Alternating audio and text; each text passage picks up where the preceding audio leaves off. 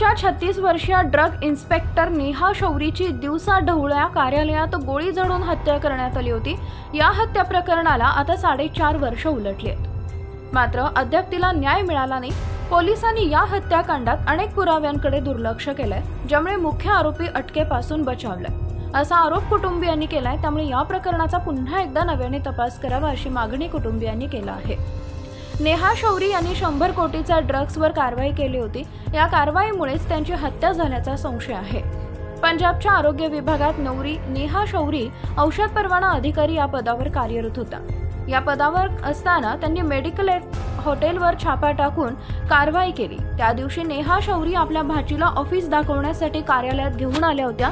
या दरम्यान नेहा शौरी कार्यालयात आले असताना आरोपीने चौकीदाराला गोंगारा देत आत शिरकाव केला। यावेळी समोर नेहा शौरी दिसताच आरोपीने बॅगेतून रिव्हॉल्वर काढून गोळ्या झाडल्या होत्या। दरम्यान गोळीबार केल्यानंतर आरोपीने पळ काढण्याचा प्रयत्न केला, मात्र त्याला नागरिकांनी पकडलं होतं। यावेळी अटकेच्या भीतीने आरोपीने स्वतःवरच गोळी झाडून आत्महत्या केली होती। आरोपीचं नाव बलविंदर सिंह होते। या बलविंदरचे मोरिंडा रूपनगर परिसरातील मेडिकलचं दुकान होतं। या दुकानावर FDAने छापा टाकला होता। या छाप्यातील टीममध्ये नेहा शौरी यांचा देखील समावेश होता। या छाप्यात बलविंदर सिंहला अनधिकृत औषधी विक्री प्रकरणी अटक केली।